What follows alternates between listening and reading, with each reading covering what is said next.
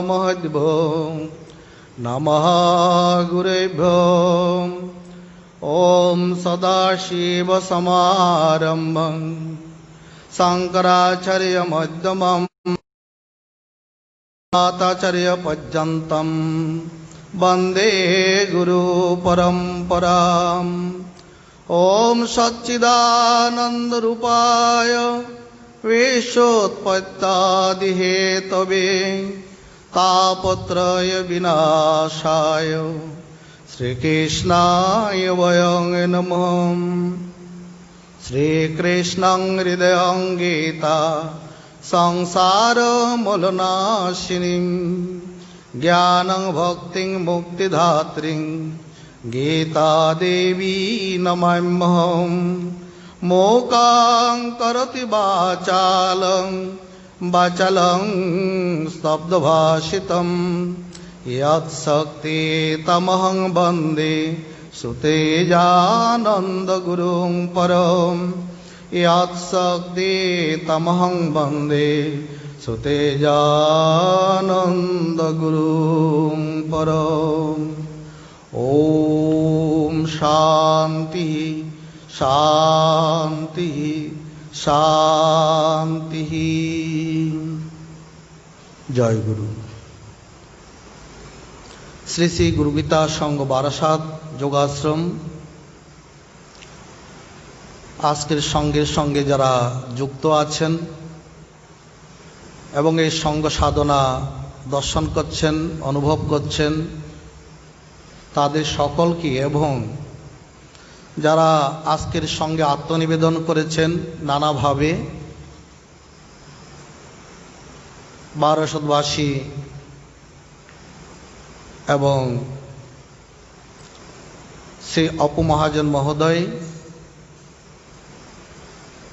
শ্রী চিত্তবৈদ্য মহোদয় এবং গাছবাড়িয়া গুরুগীতা সংঘ তাদের সকলকে প্রত্যেকের জন্য ভগবানের শ্রীচরণে সর্বাঙ্গীন মঙ্গল প্রার্থনা করছি।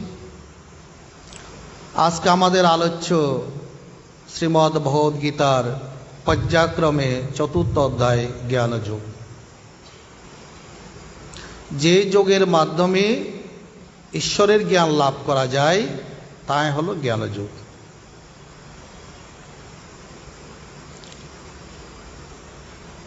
এই জ্ঞানযোগ ভগবান ব্যাসদেব চতুর্থ অধ্যায়ের মধ্যে সংযোগ করেছেন, তার একটি তাৎপর্য আছে। আমাদের সনাতন ধর্মে চার মানে চতুর্থ সংখ্যাটি অত্যন্ত গুরুত্বপূর্ণ অর্থ বহন করে। আমরা একটু আলোচনা করলেই বুঝতে পারব। আমরা দেখতে পাই শাস্ত্রের মধ্যে চারের মহত্ব, গুরুত্ব, গৌরব এবং তাৎপর্য বিচার বিশ্লেষণ। প্রথম শুরু করি জীবনের চারি পুরুষার্থ দিয়ে, যাকে চতুর্বর্গও বলা হয়। ধর্ম, অর্থ, কাম, মোক্ষ। অর্থাৎ মানব জীবনে মানুষ ধর্ম দিয়ে তার জীবনযাত্রা শুরু করবে এবং এই জীবনেই মোক্ষ লাভ করবে। এটা হলো তার জীবনের পরম পুরুষার্থ। বাকি অর্থগুলো পরে বলবো, আস্তে আস্তে এত অর্থ বলার আজকে হয়তো সময় হবে না, অনেকগুলো চারের মহত্ব আছে। আবার এই ধর্ম চতুষ্পাদ। ধর্ম কি? ধর্ম চতুষ্পাদ। তপ, শৌচ, দয়া, সত্য। আবার এই তপ চারি রকম। তপ মানে তপস্যা। আমরা গীতার মধ্যে দেখতে পাই সপ্তদশ অধ্যায়ের মধ্যে তিন প্রকারের, যথা শারীরিক তপস্যা, বাচিক তপস্যা, মানসিক তপস্যা। এছাড়া আছে একটি শ্রেয় তপস্যা বা আধ্যাত্মিক তপস্যা, মুক্তি লাভের জন্য, আত্মজ্ঞানের জন্য তপস্যা। এটা কি বলা হলো? তপ। শৌচ মানে পবিত্রতা, শুদ্ধি। আমাদের জীবনের কোথায় কোথায় শুদ্ধির প্রয়োজনীয়তা আছে, তাও চারটি, চার সংখ্যার মহত্ব বলা হচ্ছে। দেহের শুদ্ধি, ইন্দ্রিয়ের শুদ্ধি, মনের শুদ্ধি, বুদ্ধির শুদ্ধি। বুদ্ধি শুদ্ধ না হলে আত্মাকে দর্শন করা যায় না। তপ শৌচ, দয়া। দয়া মানে পর উপকার, পরে করুণা করা, উপকার করা। কিভাবে হবে দয়াটা? চারিভাবে। দাসবোধ, অহংভাবে নয়, আমি তোমাকে দয়া করছি এরকম ভাব নয়। দাসবোধ, যে দান করে তাকে ছোট হতে হয়, তাহলে অহংকার হয়ে যায়। আর অহংকার যদি আসে, সেটা দানের মহত্ব থাকলো না। দাসবোধ। তারপর প্রেমবোধ, ভালোবাসে। প্রেমবোধ, ভালোবেসে দিতে হবে, দয়াটা ভালোবাসে করতে হবে। তারপর বলা হচ্ছেন করুণাবোধ, মানে মনে একটা আর্দ্র ভাব, মানে দয়া করার জন্য মনের জন্য আকুলি বিকুলি, ব্যাকুলতা, আর্দ্রতা থাকতে হবে। আটা দীনভাব, আমার অনেক পয়সা আছে আমি দান করছি, এই ভাব নয়, দীনভাব। দাসভাব। তারপর কি বলা হলো? হ্যাঁ, প্রেম ভাব। হ্যাঁ, তারপর দীন ভাব। হ্যাঁ, আর একটা কি ভাব? করুণা ভাব। তপ শৌচ দয়া বা সত্য। সত্য যদি আমরা জ্ঞেয় বস্তু ধরি, সত্য হচ্ছে পরম জ্ঞেয় বস্তু, মানে সাধ্য বস্তু, আরাধ্য বস্তু যদি ধরি, সেই সত্যটা আবার চারি প্রকার। সত্য মানে যে সত্যটা ব্যবহারিক সত্যতা আছে, যারা জগৎকে সত্যরূপে নিজের আরাধ্য মনে করেছেন তারা সেভাবে জীবনযাপন করছেন। এটা হচ্ছে প্রাতিভাসিক সত্য, কিছু সময়ের জন্য সেটা সত্য মনে হয়। যেমন স্বপ্নকালে আমরা স্বপ্ন দেখি, যতক্ষণ স্বপ্ন দেখি এটা সত্য বলে মনে হয়। প্রতিটি কালের জন্য যে সত্য অনুভব হয় তাকে বলা হয় প্রাতিভাসিক সত্য। এছাড়া আমরা শাস্ত্রাদি পাঠ করে গুরুজনের মুখে শ্রবণ করি কি, আসলে পারমার্থিক সত্য ভগবানই সত্য। এই তিনটা আমরা দেখতে পাই তো, ব্যবহারিক, প্রাতিভাসিক, পারমার্থিক। কিন্তু এটা যে বৌদ্ধিক সত্য, যে সত্যটা উপলব্ধির মধ্যে আসে। এগুলো সব তো পরোক্ষ, জানলাম, উপলব্ধিতে নেই। উপলব্ধির মধ্যে যে সত্যটা আছে এগুলো বৌদ্ধিক সত্য। সত্য যখন জ্ঞেয় হয়, আর সত্য যখন সাধনা হয়, তাও আবার চারি প্রকার। সাধনা মানে আচরণের বিষয়। আমার বাক্যের দ্বারা সত্য বলতে হবে, আমার ব্যবহারে, কর্মে, মনে এবং ধ্যানে। এটা হচ্ছে সাধনা। ওটা হচ্ছে সাধ্যের দিক দিয়ে সত্যের ব্যাখ্যা হলো, সাধনা দিয়ে সত্যের ব্যাখ্যা হলো। কিভাবে কিভাবে? ব্যবহারে বলা, সত্য বলা। আমার কর্মের মধ্যে সত্যের প্রকাশ পাবে। আমি মুখে বললাম, কর্মে অসত্য করলাম, তা হবে না। আমার মনের মধ্যেও সত্য থাকতে হবে। মনোবাচে প্রতিষ্ঠিতম, মন যেন বাক্যে প্রতিষ্ঠা হয়, সেজন্য আমরা যে সত্যটা আমরা ভগবান কাছে প্রার্থনা করি, তা বলা মনে থাকলে হবে না, ধ্যানও থাকতে হবে। ধ্যান ঠিক না থাকলে মনে আসবে না, মনে ঠিক না থাকলে কর্মে আসবে না, কর্ম ঠিক না থাকলে ব্যবহারেও আসবে না। এটা শুধু চারি পুরুষার্থের কথাই বলা হচ্ছে, কিন্তু এখনো অনেক চার মহত্ব আছে কিন্তু এখনো। তাহলে এটা হচ্ছে আমাদের ধর্ম, অর্থ, কাম, মোক্ষ, ধর্মের চতুষ্পাদ বলা হলো। অর্থ, অর্থ আমরা অর্থবিত্ত সম্পত্তির একটি অর্থ ধরতে পারি। আর একটি অর্থ হলো শব্দের অর্থ, শব্দার্থ। আরেকটা হলো বাচ্যার্থ বা বাক্যার্থ, বাক্যের অর্থ। আরেকটা হলো লক্ষ্যার্থ বা পরমার্থ। অর্থের চারিটি রূপ। তাহলে ধর্মত কাম মানে কামনা চারি প্রকার। লৌকিক কামনা, যে কামনাগুলো আমরা জগতের মধ্যে ইচ্ছা করি, জগতের বিষয়গুলো ইচ্ছা করি, লৌকিক কামনা। বৈদিক কামনা অর্থাৎ শাস্ত্রসম্মত যে কামনাগুলোর কথা লেখা আছে, শাস্ত্রভাবে কামনা করা। অনেক সময় লৌকিক কামনাগুলো শাস্ত্রভাবে নাও হতে পারে। আরেকটা কামনা হচ্ছে বৈদিক কামনা, অর্থাৎ তুমি যদি এই যজ্ঞ করো, এই পূজা করো, এই দেবতার অর্চনা করো, তুমি এই ফল প্রাপ্ত হবে, এইভাবে তোমার স্বর্গে গতি হবে। এটা হলো বৈদিক কামনা, বৈদিক শাস্ত্র মতো যে কামনা। তারপর একটা হচ্ছে দিব্য কামনা, যারা সাধনা করে তারা কি চায়, আমার অষ্টসিদ্ধি হোক, আমার এই সিদ্ধ হলে আমি এভাবে করতে পারবো, এই জয় করতে পারবো, এই জয় করতে পারবো। হ্যাঁ, এটা হচ্ছে কি কামনা, দিব্য কামনা। আরেকটা হচ্ছে শ্রেয় বা পরমার্থ বা আত্মজ্ঞান কামনা, যেটা কামনার মধ্যে গণ্য হয় না। 4 প্রকার: ধর্ম, অর্থ, কাম, মোক্ষ। মোক্ষ মানে মুক্তি, 4 প্রকারের মুক্তি। শালক্য মুক্তি, এগুলো ব্যাখ্যা করলে কিন্তু অনেক সময় লাগবে, আমি শুধু পরপর কতগুলো সংখ্যা বলে যাব। শালক্য মুক্তি, সার্প্য মুক্তি, সাযুজ্য মুক্তি, কৌবল্য মুক্তি। আমাদের সনাতন ধর্মে কয়টি বেদ? 4 সংখ্যার মহত্ব বলা হচ্ছে, ঋক, সাম, যজু, অথর্ব। আবার প্রতিবেদের 4টি সংখ্যা: ব্রাহ্মণ, আরণ্যক, সংহিতা, উপনিষদ। আবার 4 বেদের 4টি মহাবাক্য: অহং ব্রহ্মাস্মি, তত্ত্বমসি, অয়মাত্মা ব্রহ্ম, প্রজ্ঞানং ব্রহ্ম। আবার এই বেদ মতো যজ্ঞ করতে হলে 4 জন পুরোহিতের দরকার। 4 জন পুরোহিত ছাড়া যজ্ঞ হয় না। তাদের নাম হলো হোতা, অধর্যু, উদ্ঘাতা, ব্রহ্মা। এ হলো যজ্ঞ করতে গেলে ব্রহ্মা।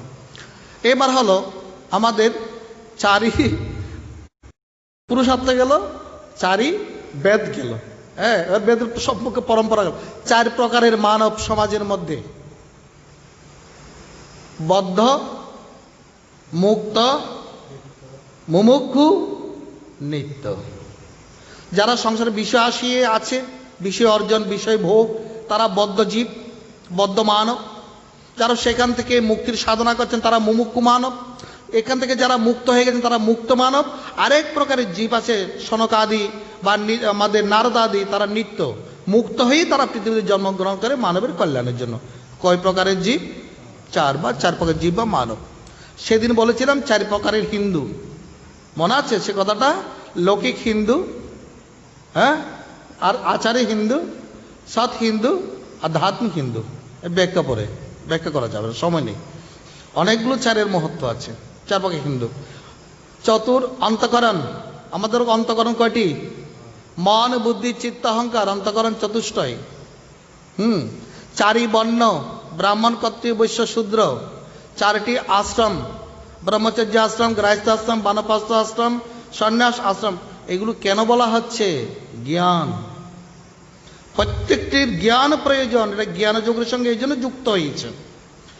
এগুলো প্রত্যেকটি জানা মানুষের প্রয়োজন। আচ্ছা, যে জ্ঞানটার কথা বলা হচ্ছে, এই জ্ঞান 4 প্রকার। যখন এটা বস্তুর দিক দিয়ে যায় তখন সেটা হলো বিষয় জ্ঞান, শাস্ত্র জ্ঞান, ধর্মজ্ঞান, আত্মজ্ঞান। শুধু জ্ঞানটা সাধনার দিক দিয়ে, উপলব্ধির দিক দিয়ে আবার 4 প্রকার: জ্ঞান, বিজ্ঞান, প্রজ্ঞান, সজ্ঞান। এগুলো ব্যাখ্যা আছে আলাদা, অত ব্যাখ্যা আর আশা করছি না। বিজ্ঞান, বিজ্ঞান, প্রজ্ঞান, সজ্ঞান, বুঝেছ? আচ্ছা, 4 প্রকারের বৈরাগ্য আছে, জানো? যতমান, ব্যতিরেক, একেন্দ্রীয়, বশীকার। 4 প্রকারের সন্ন্যাসী আছে: কুটিচক, বহুদক, হংস, পরবংশ, বুঝছ? অনুবন্ধ চতুষ্টয়। অনুবন্ধ চতুষ্পত্র হলো কোনো মোক্ষ শাস্ত্র পড়বার জন্য তার আগে 4 এই অনুবন্ধ চতুষ্টয়টা জানা প্রয়োজন, তবে সে সেখানে প্রবেশ করতে পারে। অনু হচ্ছে পশ্চাৎ, আর বন্ধ শব্দ হচ্ছে সম্পর্ক বা সম্বন্ধ, পরস্পরের সম্বন্ধ। সেটা কি অধিকারী বিষয় সম্বন্ধ প্রয়োজন। অনুবন্ধ চতুষ্টয় জ্ঞান না থাকলে শাস্ত্রে প্রবেশ করতে পারে না। অনুবন্ধ চতুষ্টয়। প্রমাণ চতুষ্টয়, শাস্ত্রের মধ্যে কোনো বিষয়, কোনো যুক্তিকে প্রমাণ করতে হলে 4টি ভাবে প্রমাণ করা হয়। তা হচ্ছে এটাকে প্রত্যক্ষ, হচ্ছে শব্দ প্রমাণ, অনুমান, উপমান। 4 প্রকারের প্রমাণ। 4 দিয়ে আরো অনেক কিছু, অনেক কিছু। 4-এর মহত্বের কোনো শেষ নেই।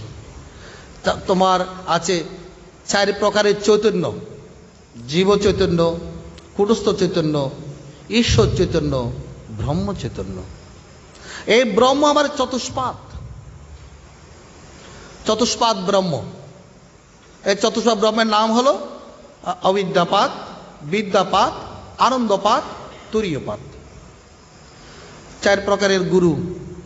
গুরু, পরম গুরু, পরাৎপর গুরু, পরমেষ্টি গুরু। আমার দেহের 4 স্থানে ভগবানের আরাধনা হয় বা ধ্যান করতে হয়। নাভিতে, হৃদয়ে, আজ্ঞাচক্রে, সহস্রারে। আমাদের মূলাধারে পদ্মের 4টি পাপড়ি। মূলাধার, মূলাধার থেকে যে নাড়ি সহস্রার পর্যন্ত গেছে সেখানে 4টে হচ্ছে মূল নাড়ি। সে নারীর নাম কি? সুষুম্না নারী, বজ্রা নারী, চিত্রা নারী, সর্বশেষ ব্রহ্মনারী। এগুলো হচ্ছে যৌগিক বিষয়। হ্যাঁ, যৌগিক বিষয়গুলো ব্রহ্মনারী। তো এইরকম 4-এর অনেক অনেক মাহাত্ম্য, অনেক। যেমন 4 ধাম। 4 ধাম কি কি জানো? বদ্রীধাম, আরটা হচ্ছে রামেশ্বর ধাম, দ্বারকা ধাম, জগন্নাথ ধাম। আমরা এমনি গদবাঁধা বলি, গঙ্গোত্রী, যমুনোত্রী, কেদারনাথ, বদ্রীনাথ। এটা হচ্ছে গদবাঁধা, কিন্তু মূল ধাম হচ্ছে 4টি। আমাদের সনাতন ভারতবর্ষে 4টি মঠ আদের সঙ্গে প্রতিষ্ঠিত। সারদা মঠ, সিঙ্গিরি মঠ, যোশী মঠ, গোবর্ধন মঠ। এই মঠে 4টি প্রধান আচার্য: পদ্মপাত আচার্য, হস্তামলক আচার্য, সুরেশ্বর তোটকা আচার্য। বুঝছো? আমাদের সনাতন মূল 4 জন ঋষি: সনক, সনন্দন, সনাতন, সনত কুমার। কত রহস্য দেখেছ চারিদিকে। আর অনেক রহস্য আছে। আমাদের 4 প্রকারের দুঃখ, আমরা সাদা 3 প্রকার বলি না, 4 প্রকারের দুঃখ: দৈহিক, দৈবিক, ভৌতিক, আধ্যাত্মিক। আধ্যাত্মিক বলা হয় আত্মান্তিক। দেহ দ্বারা যে দুঃখ ভোগ হয় তাকে দৈহিক, মনের দ্বারা যে দুঃখ ভোগ তাকে আধ্যাত্মিক। দৈব দুর্বিপাকে যে এক মহামারী চলছে করোনা ভাইরাস, সেটা দৈবিক দুঃখ। আর জন্ম মরণের দুঃখকে বলা হয় আধ্যাত্মিক। 4 প্রকারের আনন্দ আছে। কি কি আনন্দ? বিষয়ে যারা ভোগ করে তারা বিষয় আনন্দ। এরকম প্রার্থনা করে, উপাসনা করে, ভজনা করে যে আনন্দ, ঠাকুর রামকৃষ্ণের ভজন আনন্দ। যারা এর থেকে আর একটু উন্নত স্তরের সাধক, ধ্যান করে, ধ্যানে যে আনন্দ পায় ধ্যান আনন্দ। আর ভগবান প্রাপ্তির যে আনন্দ আছে ব্রহ্মানন্দ। আচ্ছা, ব্রহ্মানন্দ। হ্যাঁ, এইরকম 4-এর মহত্ব শেষ নেই। আমাদের কয়টি যুগ? 4ই যুগ: সত্য, ত্রেতা, দ্বাপর, কলি। কয় প্রকারের ভক্তের কথা গীতায় বলা আছে? 4 প্রকারের। আজকে যে সপ্তম অধ্যায় পড়লাম, আর্ত, অর্থাৎ জিজ্ঞাসু, জ্ঞানী। ভক্তি কয় প্রকার? 4 প্রকার। সাত্ত্বিক ভক্তি, যেটাকে বলা হয়, হ্যাঁ, সাত্ত্বিক ভক্তি, রাগ ভক্তি, বৈদী ভক্তি, প্রেমা ভক্তি। একটা হচ্ছে অদ্বৈত ভক্তি, স্বরূপ অনুসন্ধানং ভক্তিরিত্ব বিদায়তে। এটাকে অদ্বৈত ভক্তি বলা হয়েছে। বৈদিক ভক্তি কোনটা? শাস্ত্রে বলা হয়েছে উপবাস করতে হবে, পূজা করতে হবে, হ্যাঁ, দান করতে হবে। এটা হচ্ছে বৈদিক ভক্তি, কোনো ভাব নেই কিন্তু। আর ভাবের সহিত ভগবানকে আরাধনা রাগ ভক্তি। এর চেয়ে যে একটু মনের মধ্যে প্রেম সৃষ্টি হলে প্রেমের দ্বারা ভগবানকে উপাসনা, প্রেমা ভক্তি। আর এগুলো সব দ্বৈত ভক্তি। কিন্তু এর বাইরে আছে কি? অদ্বৈত ভক্তি, স্বস্বরূপ অনুসন্ধানম, অদ্বৈত ভক্তি। আমরা গীতাকে পর্যালোচনা করলে কয়টা যোগ পাওয়া যায়? 4টি যোগ: কর্মযোগ, জ্ঞানযোগ, ধ্যানযোগ, ভক্তিযোগ। কয় প্রকারের যোগ? 4 প্রকারের: কর্মযোগ, ধ্যানযোগ, জ্ঞানযোগ, ভক্তিযোগ। বুঝছো? আবার কর্ম কয় প্রকার? 4 প্রকার: নিত্য কর্ম, নৈমিত্তিক কর্ম, কাম্য কর্ম, প্রায়শ্চিত্ত কর্ম। শাস্ত্রের 4টাকে কর্ম। আচ্ছা, কর্মতত্ত্ব একটু বলা প্রয়োজন আছে। আজকে অনেকে একজন ফোন করে জানতে চেয়েছেন 4-এর মহত্ব, কিন্তু আর বলতো এখন আরো 40 প্রকার আছে 4-এর মহত্ব। মাত্র 10-12টা বলেছি আমি, আর মিনিমাম আরো 40 প্রকার আছে 4-এর মহত্ব, মিনিমাম। তো যেগুলো আমাদের আলোচ্য বিষয় আজকের জ্ঞান যুগে আমরা প্রবেশ করছি, জ্ঞান যুগে আলোচনা করছি। এগুলো সব ধর্ম জ্ঞান। আমাদের কয় প্রকারের জ্ঞানের কথা বলেছি বুঝেছ? শাস্ত্র জ্ঞান, ধর্মজ্ঞান। বিশেষ জ্ঞান ছেড়েই দিলাম, বিশেষ জ্ঞানের কথা ছাড়ো।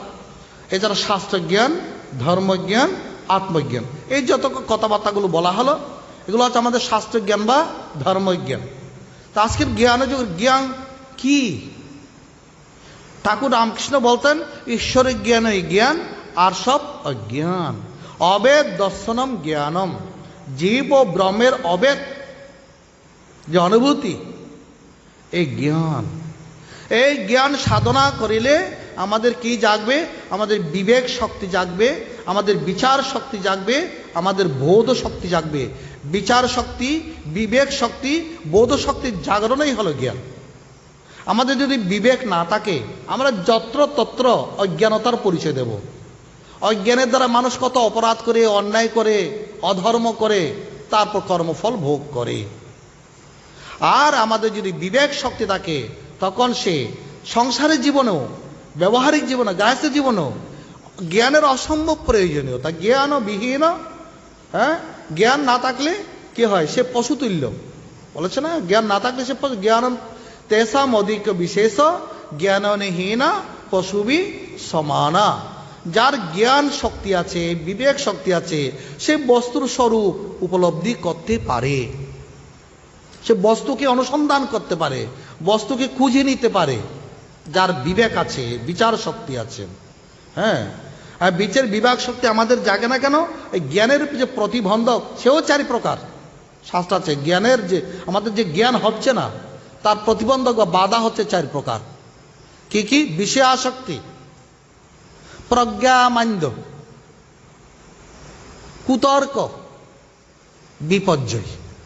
যার অসম্ভব বিষয়ের প্রতি আকর্ষণ, ভোগের প্রতি আকর্ষণ, তার জ্ঞান হয় না। যে কুতর্ক করে, তর্ক করে জ্ঞান নিয়ে, তারও জ্ঞান হয় না।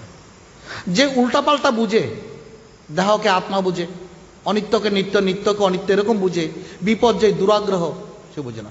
আটা যে প্রজ্ঞাম, যার বুদ্ধি কম, অর্থাৎ শাস্ত্রের গভীরে প্রবেশ করার যার কোনো ক্ষমতা বা সমর্থতা কম, অল্প, তাকে বলে প্রজ্ঞামান্দ্য। তারাও প্রবেশ করতে পারে না। বাধাও 4 প্রকার, 4 প্রকার বাধা আছে, 4-এর মধ্যে আছে।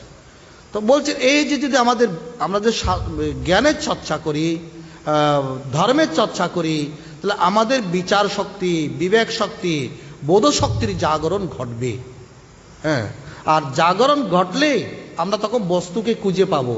কিরকম বস্তু খুঁজে পাবো? যেমন মনে করো, কিরকম একটা দৃষ্টান্ত আছে শাস্ত্রের মধ্যে, অনেকদিন এখানে বলা হয়েছে। একজন কোনো মাথা পুকুরে স্নান করতে গিয়ে তার যে সোনার হারটা ওখানে ঘাটে রেখে স্নান করে চলে আসলো। হারটা শর্টকাটে বলছি, ভুলে গেলেন, ঘরে ফিরে নিয়ে আসতেন। ওই মুহূর্তে একটা কাক গিয়ে ওটা ওর খাদ্য মনে করে সোনার হারটাকে গাছে তুলে রেখেছে, তুলে ওখানে বসে বসে খাবে। তখন ওটা ঝুলিয়ে রেখে ঠোকর মারছে, কোনো রস কস কিছুই পাচ্ছে না। তখন সে সেখানে রেখে কাকটা চলে গেল। পর মুহূর্তে একজন লোক স্নান করতে আসলো, ওই হাড়ের প্রতিবিম্ব পড়েছে জলে, আর জলের মধ্যে একটা সোনার হার পরে রয়েছে দেখছে। তখন সে জলটাকে ফাঁক করতে লাগলো, এরকম করতে লাগলো। হার আর পাচ্ছে না, হাতে লাগছে না। হ্যাঁ, কিছু পর হারের প্রতিবিম্ব দেখা যাচ্ছে না, জলটাকে ঘোলা করে ফেলেছে। হ্যাঁ, গোলা জলে তার বস্তুর প্রতিবিম্ব পড়ে না। সে চলে গেল বিপল মনোরথ হয়ে। আরেকজন ব্যক্তি কিছুক্ষণ পর আসলো, সে দেখলো একটা সোনার হার ওখানে জল জল করছে। সে বলছে, তো জলের মধ্যে এরকম সোনার হার তো ভাসতে পারে না। তো এই হারটা ঠিক উপরের দিকে থাকালো, গাছের মধ্যে হারটা ঝুলছে। সে গিয়ে হারটা নিয়ে নিল। তাহলে এর বুদ্ধি শুদ্ধ, এর বুদ্ধি শুদ্ধ আছে বলে সে বুঝতে পেরেছে, তার বিবেকের মধ্যে ধরা পড়েছে হারটা কোথায়। সেরূপ আত্মা আমাদের সকলের মধ্যে বিরাজ করছেন। এই আত্মাকে যেহেতু প্রতি দেহের মধ্যে, সনাতন ধর্মের মূল দর্শন হচ্ছে এরকম। হ্যাঁ, মূল দর্শন হচ্ছে এই 4টি ভাগে ভাগ করা হয়েছে। কিরকম? 4-এর মহত্বের মধ্যে এটাও এসে গেছে যে সৃষ্টিকর্তা ঈশ্বর, তিনি স্বরূপে নির্গুণ, তিনি সগুণ, আবার তিনি প্রতিদেহী আত্মারূপে বিরাজ করছেন, আবার তিনি অবতার রূপে সদ্গুরু জগতের মধ্যে আসেন। এই যে বলা হয়েছে আত্মারূপে সকলের মধ্যে আছেন, তা কার মধ্যে ধরা পড়বে? সে জল গোলা করবে, সে তো পারবে না। যার বুদ্ধি স্থির, মনস্থির, তার দেহ শুদ্ধ আছে, মন শুদ্ধ আছে, ইন্দ্রিয় শুদ্ধ আছে, বুদ্ধির সংযম আছে, সে তখন বস্তুটাকে ধরতে পারবে। এই জ্ঞান অর্জুনকে ভগবান বলছেন, অর্জুন, এই যে অব্যয় জ্ঞান যোগ আমি তোমাকে বলছি, তুমি আমার অত্যন্ত প্রিয় এবং আমার সখা। এই যোগ আমি পূর্বে সূর্যকে বলেছিলাম। সূর্য তার পুত্র ইক্ষ্বাকু, ইক্ষ্বাকু তার পুত্র মনুকে বলে, মনু এবং ইক্ষ্বাকু বলেছিল, সূর্য মনু ইক্ষ্বাকু। তো মানুষের আচরণের অভাবে, সাধনার অভাবে এই যোগ পৃথিবী থেকে বিলুপ্ত। আমি পুনরায় এই যোগ স্থাপন করার জন্য তোমাকে আমি উপদেশ করছি এই যোগের কথা। আমি এই পৃথিবীতে এসে জন্মগ্রহণ করেছি এই জন্য। আমার এই জন্ম কর্ম চমে দিবং এবং জৈবেতি তত্ত্বত। আমার এই জন্ম রহস্য, কর্ম রহস্য তত্ত্বত, যথাযথ। তত্ত্বত শব্দত বিশুদ্ধভাবে, তত্ত্বত মানে শুদ্ধ জ্ঞানের দ্বারা যথার্থভাবে যারা জানতে পারে তাদের আর পুনর্জন্ম হয় না। তা আজকে সকালে একজন বলেছেন যে এটা রহস্যটা একটু বলবেন, মানে জন্মকর্ম, ভগবানের জন্মকর্ম জানলে আমরা কিভাবে মুক্ত হতে পারি, প্রশ্নটা হয় না? যিনি বলেছেন তাকে ধন্যবাদ। নাম বলছেন, আবার উনিও দেখছেন আমাদের ভিডিও, ওনার অহংকার আসতে পারে, তার নাম বলবো না। দেখো, যখন ভগবানের জন্ম রহস্য, কর্ম রহস্য, জীবের সাধনা, মানুষের প্রয়োজন, মানুষের সাধনা হচ্ছে ভগবানের কে অনুচিন্তন করা, অনুধ্যান করা, অনুসন্ধান করা। তো ভগবান, আমরা জীব যেভাবে জন্মগ্রহণ করে, ভগবান সেভাবে জন্মগ্রহণ করে না। কেন, কিভাবে? আমরা জন্মগ্রহণ করে আমাদের প্রারব্ধ কর্ম ভোগ করার জন্য, ক্ষয় করার জন্য, কিংবা বা যারা অজ্ঞাত কর্ম বাড়াও। আসলে আমরা জন্মগ্রহণ করি আমাদের পূর্ব জন্মের কর্ম ফলকে ভোগের জন্য, প্রারব্ধ ভোগের জন্য শরীর গ্রহণ। প্রারব্ধ হইলে কই শরীর প্রথম। তো আমরা না জানা হেতু, কর্মরহস্য না জানা হেতু আমরা কোথায় প্রারব্ধ ক্ষয় করব, আমরা প্রারব্ধ আরো বাড়িয়ে ফেলি। তাহলে প্রারব্ধ ভোগের জন্য আমাদের জন্ম। তার যোগসূত্র আছে, সতী মূলে তদ্বিপাক জাত্যায় ভোগ। মানুষ জন্মগ্রহণ করে তার প্রারব্ধ ভোগের জন্য, তার কর্ম অনুসারে সে জাতি, মানুষ জাতি পাবে না, পশু জাতি পাবে।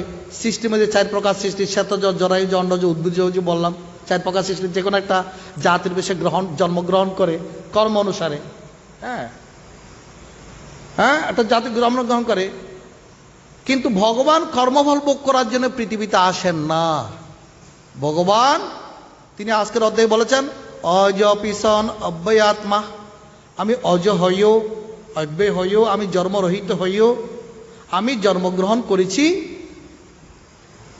মানুষ জন্মগ্রহণ করে কর্মফল ভোগের জন্য। ভগবান দয়া করে স্বেচ্ছায় পৃথিবীতে আসেন জীব ও জগতের কল্যাণের জন্য। মানুষ কর্ম করে তার কর্মফল প্রাপ্তির জন্য, কর্মের ফল প্রাপ্তির জন্য আসক্ত হয়ে, অহংকারে মত্ত হয়ে, অভিমানে মত্ত হয়ে, আশায় বদ্ধ হয়ে। আর ভগবান কর্ম করে জীবজগতের কল্যাণের জন্য। এইভাবে যখন ভগবানের প্রতিটি জন্মরহস্য, কর্মরহস্য জীব ভাবে, তাও তার মধ্যে একটা কে আসে, তার একটা ঈশ্বরীয় প্রবাহ চলতে থাকে মনের মধ্যে, অন্য কোনো ভাবনা থাকে না। ভগবান জন্মগ্রহণ কিভাবে করেছেন, আমরা কিভাবে করছি, ভগবানের কোনো প্রারব্ধ নেই, কর্মফল জমা নেই, তিনি আসক্তই আমাদের মতো জন্মগ্রহণ করে না। এই যে ভগবান লীলাগুলো যখন ভক্তরা ভাবনা করে, মচ্চিত্ত মদ্গত প্রাণাবোধয়ন্ত পরস্পরম, গীতার দশমধ্যে বলেছেন, আমার ভক্তরা যদি আমার এই তত্ত্ব নিয়ে পরস্পরের মধ্যে আলোচনা করে আনন্দ প্রাপ্ত হন, জীব যদি, সাধক যদি এই ভগবানের এইরকম রহস্যগুলো ভাবনা করতে করতে একটি ভাগবতীয় অন্তঃকরণী থেকে যদি মৃত্যুবরণ করে, সে তো মুক্তি লাভ করবেই। ভগবানের জন্মকর্ম থেকে যদি আমরা এই শিক্ষা নিই, ভগবান যেভাবে কর্ম করেছে অনাসক্তভাবে, আমাদেরও অনাসক্তভাবে কর্ম করতে হবে। কর্মকে অনাসক্তভাবে রূপান্তর করার নামে হচ্ছেন কর্মের দিব্যতা। জন্মগ্রহণ করে পুনরায় জন্ম না গ্রহণ, আবার পুনরায় জন্ম গ্রহণ না করার জন্য ভাবটা হলো জন্মের দিব্যতা। ভগবান যখন জন্মগ্রহণ করেছেন, ভগবান শ্রীকৃষ্ণ দ্বাপর যুগে আমরা ভাগবতে দেখতে পাই, যখন মাতা দেবকী আর বসুদেব কারাগারের মধ্যে, কংসের কারাগারে নিদ্রিত অবস্থায় আছেন, তখন তিনি জ্যোতির্ময় চতুর্ভুজ রূপ ধারণ করে সেখানে এসেছিলেন। মাতা দেবকী এবং পিতা বসুদেব তারা নিদ্রা থেকে জাগ্রত হয়ে স্তব করেছিলেন। সাধারণ মানুষের জন্ম কি এরকম হয়? এটাই হচ্ছে ভগবানের জন্মের দিব্যতা। জ্যোতির্ময় রূপ ধারণ করে তিনি সেখানে চতুর্ভুজ মূর্তির প্রথমে এদেরকে দর্শন দিয়েছেন, পরে হয়েছেন দ্বিভুজ এদের প্রার্থনায়। তারপর তিনি তার যে 6 দিন বয়স তখন তিনি পুতনাও বধ করলেন, এরপর তো কত অসুরাদি বধ করলেন। তো ভগবানের যে জগতের কেন এসেছেন তারও উত্তর দিয়েছেন। আমরা দেখছি গীতাতে তিনটি না আসলে 4টি, পরিত্রাণায় সাধনাং বিনাশায় চ দুষ্কৃতম ধর্ম সংস্থাপন। এছাড়া আর কি আছে? ধর্মের আমাদের 2টি দিক, একটা বাহ্য দিক, একটা হচ্ছে আভ্যন্তর দিক। গীতায় 3টে দিক দেখা হয়েছে। বাহ্য দিক, তিনি অসুর বধ করেছেন, সাধুদের পরিত্রাণ করেছেন, পরিত্রাণ করার জন্য তিনি জগতে আসেন, ধর্মের সংস্থাপন করেন।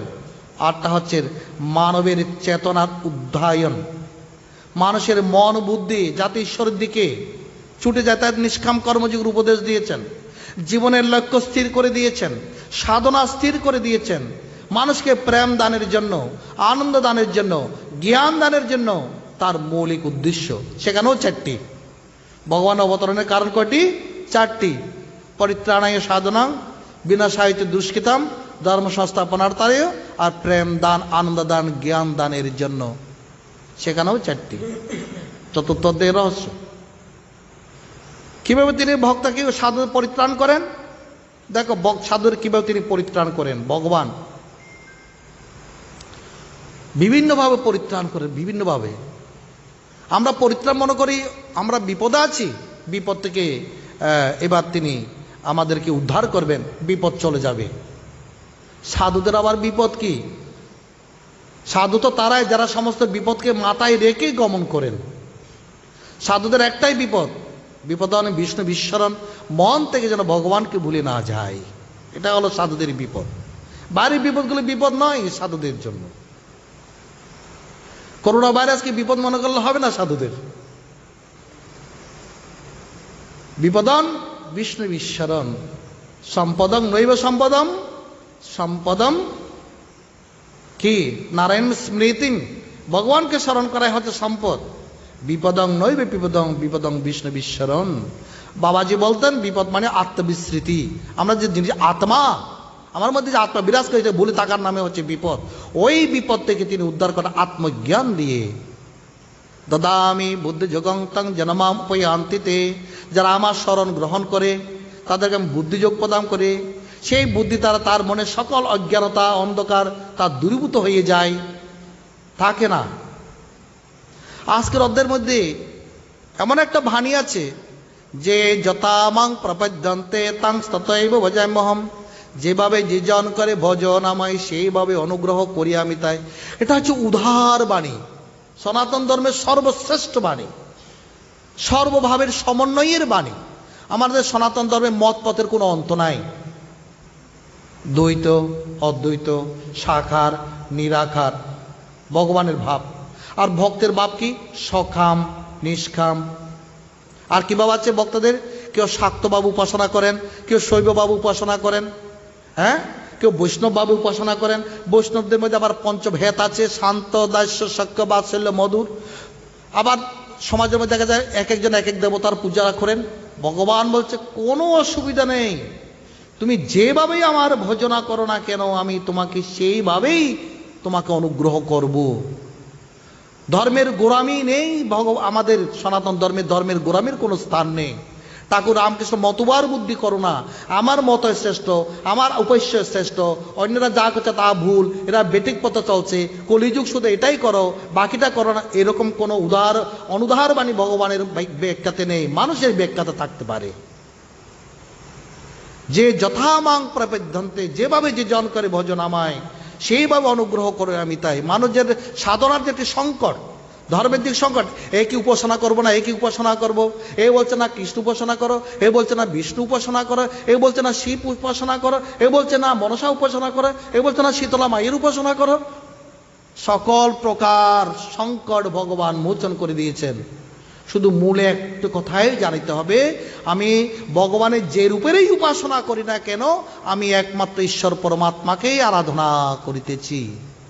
তুমি যে নামেই ডাকো না কেন, ভাবিয়ে নির্দিষ্ট পরমাত্মাকে তুমি আহ্বান করিতেছ। আমার সকাতে সন্ন্যাসীবাদী এই কথাটা বলেছেন। আর এটা বেদেরই প্রতিধ্বনি। ভগবান আজকে যে মানেটা দিলেন, বেদে কি বলেছেন? একং সদ বিপ্রা বহুদা বদন্তি সর্বং কল্লিদং ব্রহ্ম। একম এবং অদ্বিতীয় ব্রহ্ম, যে একমাত্র সনাতন ধর্মের যে একমাত্র পরব্রহ্ম, পরমাত্মা এক এবং অদ্বিতীয়, তাকেই ভক্তগণ তাদের মনের বাসনানুসারে নানাভাবে উপাসনা করেন। আমরা প্রতিদিন যে শিব মহিম্ন স্তোত্র পাঠ করি, সেখানে একটা শ্লোক আছে না? রুচিনাং বৈচিত্রা রিজু কুটিলাং নানাপত জুসাং। যে নদীগণ, এই যে নদী পাহাড় বেয়ে আঁকা বাঁকা পথ বেয়ে কোথায় গিয়ে প্রবেশ করে? সাগরে। সেরূপ যে যেভাবে উপাসনা করুক না কেন, এক পরমাত্মাতেই সকলেই, পরমাত্মার পথে সকলেই ধাবিত হচ্ছে। কত বড় একটা সংকট থেকে মুক্ত। গীতা বলে এই লাভটাই হয়। তাই বলছেন, যার যেটাতে নিষ্ঠাতে সেটাতে নিষ্ঠা রেখো, অপরের নিষ্ঠাকে নিন্দা করো না। অপর যে নিষ্ঠা নিয়ে সেই নিষ্ঠাতেই থাক। সবাই আমরা এক পরমাত্মার উপাসনা করছি। তাই আমাদের সনাতন ধর্ম যে বৃহৎ ধর্ম, পরস্পরের মধ্যে কোনো নিন্দা মন্দা করা অনুচিত। এটা এক প্রকার পাপ। এটা কি? এক প্রকার পাপ। ঠাকুর রামকৃষ্ণ সুন্দর দৃষ্টান্ত দিয়েছেন। তা বলে দেখো, যারা এরকম নিন্দা মন্দা করে তাদের ফল কি দেখো। একজন শিব উপাসনা করেন, শিবকেই শুধু ভালোবাসেন, বিষ্ণুকে ভালোবাসেন না। তিনি কেন উপাসনা করছেন? তিনি উপাসনা করছেন দেবতা হবে, যে আমি দেবতা হব। খুব গভীর কঠোর তপস্যা করছেন। তপস্যা করতে করতে এমনও তপস্যা করছেন, তিনি শিবের সান্নিধ্য লাভ করেছেন। কিন্তু শিব তো অন্তর্যামী, তিনি জানেন এই ভক্ত বিষ্ণুকে ভালোবাসে না। তখন তার মধ্যে একটা অপরাধ থেকে যাচ্ছে। তা ভক্তকে বলছে, দেখো তোমার সাধনা বড় উৎকৃষ্ট, তোমার সাধনায় আমি প্রসন্ন, তাই তোমাকে দর্শন দিচ্ছি। তুমি একদিন দেবতা হবে, কিন্তু তোমার মনে যে এখন সংকীর্ণতা আছে বিষ্ণু বিষয়ে, এটা তুমি ত্যাগ করো। সে নাকটাকে এরকম করে আর কিছু বলছেন না। তার আরাধ্য বলছেন, কিছু বলছেন না, কিন্তু মনের মধ্যে যে আছে ভাব, সে ভাব ত্যাগ করছেন না। সে উপাসনা চালিয়ে যাচ্ছেন। শিব বলছেন, একে এত বোঝালাম তো বুঝছে না। আচ্ছা, তাকে আমি সাক্ষাৎ প্রমাণ দিই। কি প্রমাণ দেব? হরিহর হবে তাত্মারূপে, অভিন্ন রূপ রূপে তার সম্মুখে দাঁড়ালেন। এক পাশে হরি আর এক পাশে হর, এক পাশে শিবরূপ আর এক পাশে বিষ্ণুরূপ দর্শন দিলেন। এ তো মহা মুশকিল ভক্তের কাছে। এই তো শিব ভক্ত বিষ্ণুকে পছন্দ করেন না, তো বিষ্ণুর দিকটা একটা কাপড় দিয়ে ঢেকে দিলেন। ঢেকে দিয়ে শিবের পাটাকে তিনি অভিষেক করলেন, আর নানা পঞ্চামৃত দিয়ে অভিষেকের পুজো টুজো দিয়ে। শিব বলছেন, দেখো আমাদের কোন মধ্যে কোনো ভেদ নেই, তুমি কেন ভেদ করছো? হ্যাঁ, দেবতারা পরস্পর অভেদ, কিন্তু আমরা এখানেই ভেদাভেদ করি, ভক্তরাই ভেদাভেদ করি। হ্যাঁ, ওরা পরস্পর আমাকে আরো অভেদ, আমরা এখানেই ভেদাভেদ করি। এই কিন্তু না, শুনছে না পাশে ভেদ। বলে, দেখো তুমি তো এরকম করলে হবে না, আমি তোমাকে দেখছি। এটা কিন্তু আমার শাস্ত্রে, বৈষ্ণব শাস্ত্রে নাম অপরাধ। নাম 10 প্রকার নাম অপরাধের মধ্যে 1 নম্বর অপরাধ হলো কি, যে শিব এবং বিষ্ণু মধ্যে তফাৎ রূপে দেখা, কারো মহিমাকে অধিক রূপে মনে করা, একটা অপরাধ। 10 নাম অপরাধের 10টির মধ্যে একটি প্রথম অপরাধ, এটাই। দ্বিতীয় অপরাধকে গুরুকে মনুষ্য জ্ঞান করা। এরপর আর পরপর অনেকগুলো অপরাধের কথা সেখানে আছে, অপরাধের কথা সেখানে আছে। তো বলছে না, বলে দেখো তুমি এরকম করছো, ঠিক আছে তুমি দেবতা হবে, কিন্তু তুমি 10 দেবতা যেরকম পূজা পাবে তুমি সেরকম পূজা পাবে না। তোমার পূজা হবে ঘেটু ফল দিয়ে, ঘেটু ফুল। একবার ঘেটু ফুল আছে, সেই ফুলটা কি আমি এখনো যাই না, ঘেটু নামটা দিয়ে ঘেটু ফুল। আর তোমাকে কারা পূজা করবে? সমাজে যারা নিকৃষ্ট নারী আছে, যাদের বৈদিক পূজার কোনো অধিকার নেই, বাম হাতে তোমার পূজা হবে। তাকে এরকম করে ঘৃণাভাবে শিব বলতে চাইছেন, তুমি যা করছো ঠিক করছো না, তোমার উগ্র তপস্যার বলে। কিন্তু তুমি এরকম, তোমার মধ্যে এরকম সংকীর্ণ ভাব কেন? আমি তোমাকে কিন্তু আর দর্শন দেব না। এই শেষ কথা বলে দিয়ে চলে গেলাম। দেখো পরস্পরের মধ্যে ভেদ করলে কি হয়, গেটু ফল দিয়ে তার পূজা হবে, আর সমাজের নিকৃষ্ট নারীরা বাঁ হাতে তার পূজা করবে। একদিন সেই তপস্যা পাশ আসন টাসন ছেড়ে দিয়ে রাস্তা দিয়ে চলছেন, হ্যাঁ, সেখানে মানুষ কথায় কথা বিষ্ণু বিষ্ণু হরি হরি বলো, তো মানুষ পরস্পর তারা রাস্তায় যাচ্ছেন, বিষ্ণু বিষ্ণু হরি হরি কথা বলছেন, এই যেমন তাকে তেড়ে গেল তাদেরকে মারার জন্য। হ্যাঁ, আমরা বিষ্ণু হরি বলছি, এই লোক আমাদের মারতে আসছেন কেন? পরে জানতে পারলেন এই লোক বিষ্ণু বিদ্বেষী, বিষ্ণুকে পছন্দ করে না। এবার তাকে দেখলে সবাই বিষ্ণু বিষ্ণু বিষ্ণু হরি হরি বলতে থাকে, আক্ষেপ হাতে থাকে। শেষ পর্যন্ত সে কানের মধ্যে একটা ঘন্টা বেঁধেছে, হ্যাঁ ঘন্টা বেঁধেছে, কেউ বিষ্ণু হরি বলে সে ঘন্টাটা নেড়ে দেয়, তোদের কথা আমি শুনছি না। এরপর তার নাম হয়ে এলো ঘণ্টাকর্ণ। এটা ঠাকুর রামকৃষ্ণ বলেছেন তার ভক্তদের, যে কিন্তু দেখো, বুঝতেন, সেই জন্য ভগবানের স্বরূপের কোনো ভেদাভেদ করতে নেই। এক ও ব্রহ্ম ত্রয় দেবা ব্রহ্মা বিষ্ণু মহেশ্বরা নানা ভাব মনোজস্য তস্যা মুক্তির ন ঝায়তে। উপাসনা সাধনা করলে হবে না, রহস্য জ্ঞানগুলো আমাদের জানতে হবে। গীতা কি বলেছেন? আমি কৃষ্ণ উপাসনা করছি বলে আমি শিব ভক্তদের নিন্দা করব, বা শিবকে নিন্দা করব, বা দেবীকে নিন্দা করব, বা দেবী উপাসনা তাদের নিন্দা করব, এটা কখনো হয় না। সনাতন ধর্মে নিষেধ আছে এটা। আজকের যদি ভগবান সেই সংকট সমাধান করে দিয়েছেন, যে যথামাং প্রপদ্যন্তে তাং সতৈব ভজাম্যহম মম বর্তান বর্তন্তে মনীষা পাত্র সর্বস্ব। যেভাবে যে জন করে ভজন আমায়, সেভাবে আমি তাকে কি অনুগ্রহ করে থাকি। তুমি সকামভাবে করলেও ভগবান অনুগ্রহ করবে, নিরাকারভাবে করলেও অনুগ্রহ করবে, বা তুমি নিষ্কাম করলেও তোমাকে অনুগ্রহ করবে, তুমি দেবদেবতার উপাসনা করলেও তাকে অনুগ্রহ করবে। দেবদেবতা ভগবানের রূপ, ভগবানের শক্তি বিভূতি, যেভাবেই উপাসনা করো না কেন কখনো নিন্দা মন্দা করতে নেই। মূল কথা হলো যার যার নিষ্ঠাতে তুমি নিষ্ঠা রাখো, অপরের নিষ্ঠাকে তুমি নিন্দা করো না, তাতে একটা পাপ হয়ে থাকে না। আজকের অধ্যায়ের মধ্যে যেটা কর্ম রহস্য আছে, কিং কর্ম কি কর্মতি কবয়ত্র মোহিত, কর্ম কি অকর্ম কি কবিগণ পর্যন্ত, কবয় মানে কবিগণ পর্যন্ত তারা বিভ্রান্ত। কাকে কর্ম বলে কাকে অকর্ম বলে তা ভগবান বলছেন, তোমাকে কর্মও জানতে হবে, কর্ম না বুদ্ধিবঞ্চ, বুদ্ধিবঞ্চ বিকর্ম না, তোমাকে বিকর্মও জানতে হবে, হ্যাঁ, এবং তোমাকে অকর্ম তত্ত্বও জানতে হবে। কর্ম রহস্য না জানিলে জীবকে জন্ম জন্ম ধরে দুঃখ ভোগ করতে হবে। কয় প্রকারের দুঃখের কথা বলা হয়েছে মনে আছে তো? 4 প্রকার, আদিভৌতিক, আদিদৈবিক, আধ্যাত্মিক, আর একটা কি আত্মান্তিক। আত্মান্তিক দুঃখের নাম কি? জন্ম মৃত্যু চক্র। জন্মগ্রহণ করলে বাকি 3টা দুঃখ এসে যায়। সেই জন্য কর্মরহস্য না জানার জন্যই আমাদেরকে এই 3 প্রকারের, এই 4 প্রকারের দুঃখ আমাদের ভোগ করতে হচ্ছে। তো এই 4 প্রকার দুঃখ থেকে মুক্তি পেতে হলে কর্মরহস্য, যেটা আজকে ভগবান এখানে প্রকাশ করেছেন, কর্ম অকর্ম বিকর্ম তত্ত্ব জানা প্রয়োজন।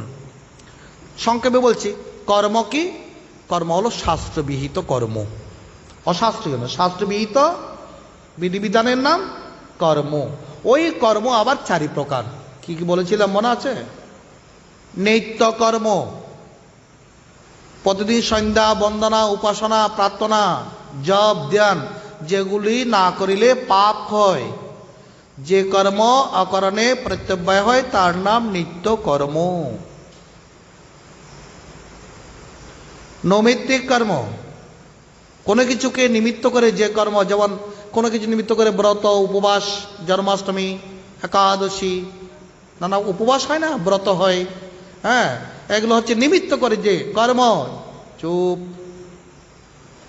নৈমিত্তিক কর্ম, কাম্য কর্ম, কোনো কিছু কামনা করে যে কর্ম হয়, নানা প্রকার যজ্ঞ, পুত্রশ্রী যজ্ঞ, অশ্বমেধ যজ্ঞ, রাজস্বী যজ্ঞ, যে সমস্ত কর্মাদি হয়ে থাকে, অগ্নষ্টমাদি যজ্ঞ, কোনো কিছু কামনা করে যে কর্ম করা হয় তার নাম কি?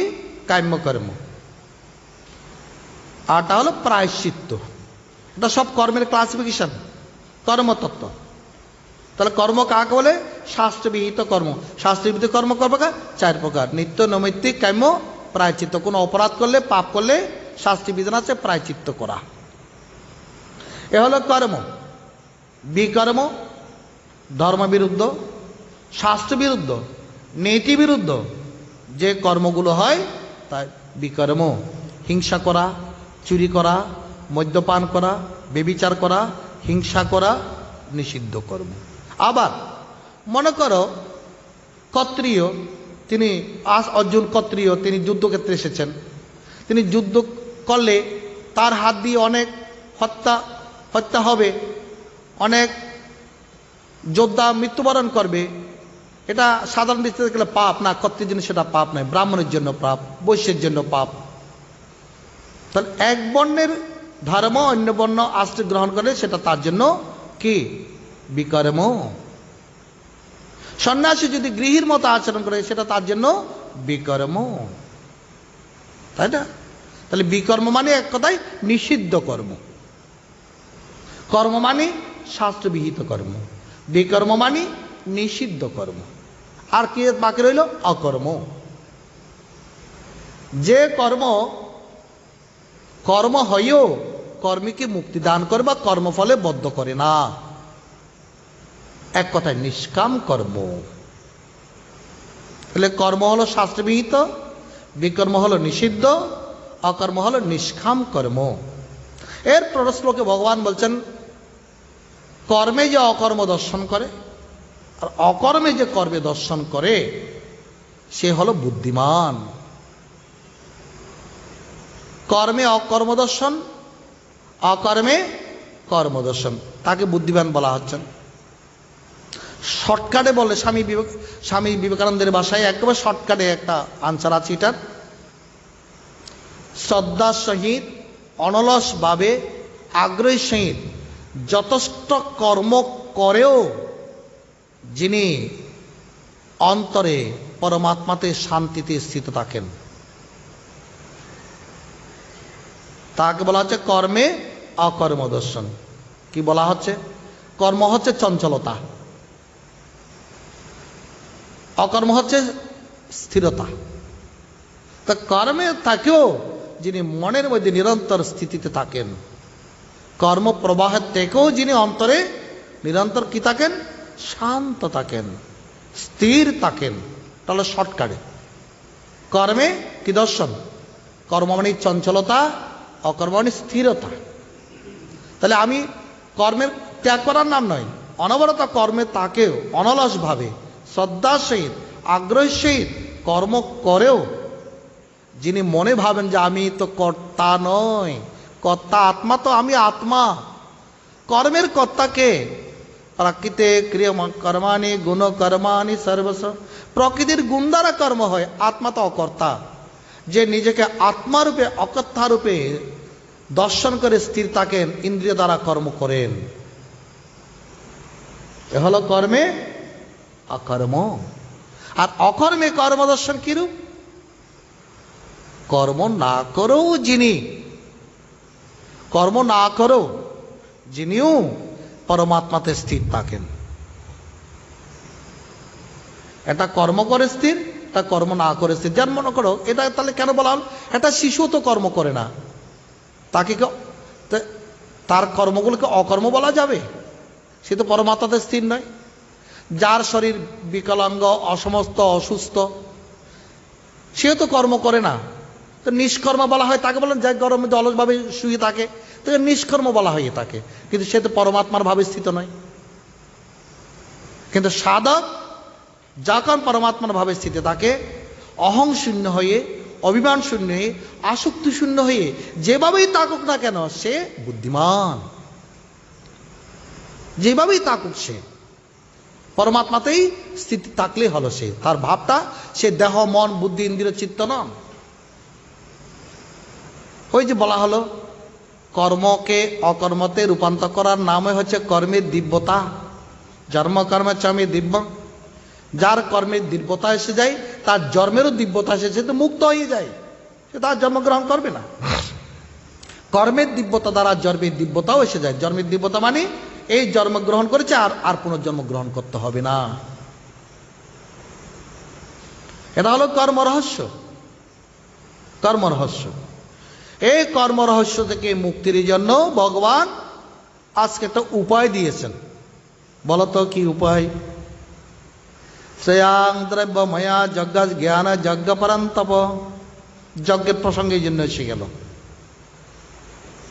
আজকের অধ্যায়ে 12 প্রকার যজ্ঞের কথা বলা আছে। 24 নম্বর শ্লোক দিয়ে শুরু হয়েছে। ব্রহ্মার্পণং ব্রহ্মহবি ব্রহ্মাগ্ন ব্রহ্মণাহুতম ব্রহ্মৈব তেন গন্তব্যম ব্রহ্ম কর্ম সমাধিনা।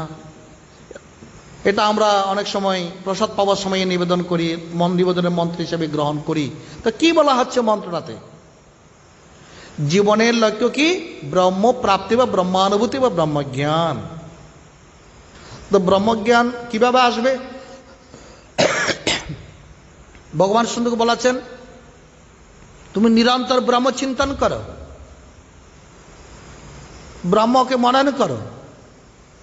তো মানুষ সর্বক্ষণ বসে বসে ব্রহ্ম চিন্তন করতে পারে না। তুমি যখন যে অবস্থায় যে কর্মই করো, সবগুলোর মধ্যে তুমি ব্রহ্মকে দেখো।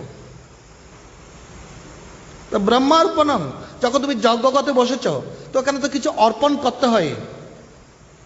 যজ্ঞ মানে কি? ত্যাগ, বস্তু ত্যাগ। মানে তুমি গৃহীত দেবে। আমরা যজ্ঞের মধ্যে কি দেখি? হোম আনলে, হোম আগুনের মধ্যে হোম আনলের মধ্যে কি হোম করা হচ্ছে? গৃহীত দিয়ে। তো গৃহীত দেওয়ার একটা পাত্র আছে, তাকে শ্রুক বলা হয়। অর্পণং ব্রহ্মার্পণং, অর্পণের বস্তুটাই ব্রহ্ম। এই যে অর্পণ করবো, যেটা দিয়ে অর্পণ করব, ব্রহ্মার্পণং ব্রহ্ম হবি। হবি মানে গৃহীত। গৃহীটাকে তুমি ব্রহ্ম দেখো। গৃহীটাতে যে হাতা দিয়ে দেবে, চামচ দিয়ে দেবে, একটা হাতা আছে না, তাকে ওদের ভাষা বলে শ্রুক। শ্রুক বলো, হাতা বলো, চামচ বলো, ওটাও ব্রহ্ম। ব্রহ্মার্পণম ব্রহ্ম হবি। ব্রহ্মাগ্ন, আগুনটাও ব্রহ্ম, যেখানে তুমি আহুতি দিচ্ছ ওটাও ব্রহ্ম। ব্রহ্মার্পণম ব্রহ্ম হবি ব্রহ্মণাহুতম। যে যজ্ঞটা করছে হোতা।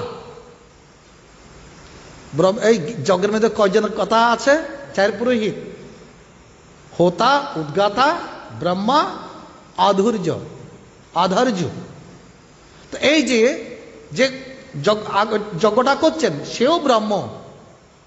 অর্পণের বস্তুটাও ব্রহ্ম, যেটা দিয়ে অর্পণ করে সেটাও ব্রহ্ম, যেখানে অর্পণ করা হচ্ছে অগ্নি সেটাও ব্রহ্ম, যিনি যজ্ঞ করছেন তিনি ব্রহ্ম। এইভাবে নিরন্তর প্রতিটি কর্মের মধ্যে যে ব্রহ্ম ব্রহ্ম চিন্তন করতে পারে না, সে ব্রহ্মকে প্রাপ্ত হয়, ব্রহ্মকে প্রাপ্ত হয়। তা আজকে 12 প্রকার যজ্ঞ, দ্রব্যযজ্ঞ, তপযজ্ঞ, জ্ঞানযজ্ঞ, যোগযজ্ঞ, স্বাধ্যায় যজ্ঞ, প্রাণপান যজ্ঞ, সংযম হবন, বিষয় হবনরূপ যজ্ঞ, ইন্দ্রিয় হবনরূপ সংযমরূপ যজ্ঞ, যে 12 প্রকার যজ্ঞের কথা বলা হয়েছে, তার মধ্যে শ্রেষ্ঠ যজ্ঞের কি বলেছেন? জ্ঞানযজ্ঞ। জ্ঞানযজ্ঞের এত মহিমা কেন? জ্ঞানাগ্নি সর্বকর্মাণি ভস্মসাৎ কুরুত অর্জুন, নহি জ্ঞানন সদৃশং পবিত্রমিহ বিদ্যতে। আদ্যশঙ্কর কি বলেছেন? কুরুতে গঙ্গা সাগর গমনং ব্রত পরিপালনমতবা দানম জ্ঞানবিহীন সর্ম অনেন মুক্তির্ন ভবতি জরম সতেন। তুমি কুরুক্ষেত্র নানা তীর্থাদি গমন করতে পারো, নানা ব্রত উপবাস করতে পারো, গঙ্গা স্নান করতে পারো, অনেক দান টান করতে পারো, যতক্ষণ আত্মজ্ঞান না হবে ততক্ষণ তুমি জ্ঞান লাভ করতে, মুক্তি লাভ করতে পারবে না। তো এইরকম জ্ঞানের মহিমা শুনে